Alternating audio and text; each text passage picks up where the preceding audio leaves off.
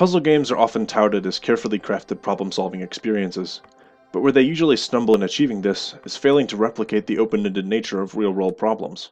Generally speaking, in these games you're presented with a simple situation and asked to find the correct sequence of events that result in a success state. While simply finding the one correct solution is often cathartic, it lacks a certain sense of lasting, deep, and intelligent satisfaction, opting instead for popcorn-style aha moments. This could not be further from the truth in SpaceChem, which chooses to let the player solve each problem however they see fit, emphasizing the optimization of solutions rather than simply chewing up and spitting out levels as soon as a method to beat them is discovered.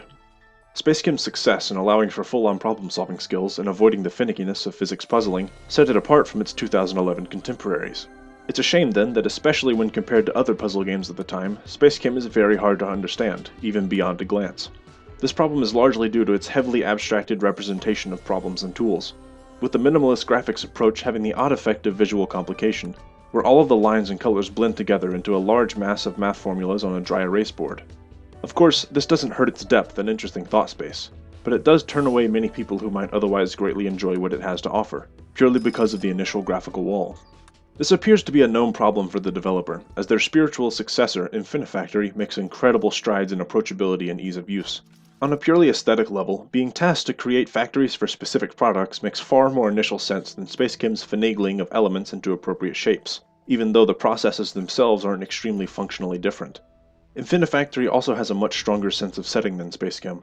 Both have worlds and stories, but Infinifactory's is presented in a more engaging way than SpaceChem's text logs, with sparse interaction, environmental clues, and audio logs all built into the gameplay experience itself, all also accompanied with a frequent air of flippancy to contrast the rather serious nature of lifelong abduction and to simultaneously endear you to its characters and even your alien overlords.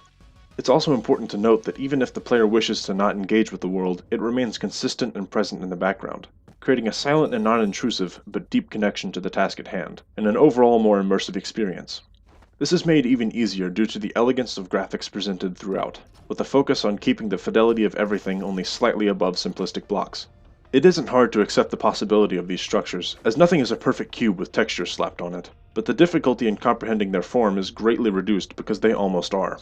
Compare this directly to SpaceChem, with its clean lines but lack of distinction between different tools. Everything easily blends together, and keeping the functional pattern within your mind requires great effort. Infinifactory can have much more complicated systems overall, but because your view isn't limited to a single camera angle that encompasses the entire puzzle, you can focus only on the part of your factory that needs attention, without constantly being made aware of its greater place in a huge system. Due to this, you'll often finish a challenge and only then realize the size of the factory you've just assembled, because you did so one block at a time, section by section. These moments are extremely impressive, both because you actually just did that, and Infinifactory deftly enables you to do so without your direct knowledge. This is what strongly distinguishes Infinifactory from SpaceChem. Not the possibility of creating a grand solution to a problem, they both share that, but the careful design and attention given specifically to make sure you're able to create these insane machinations, and enjoy doing so without being overwhelmed by the task.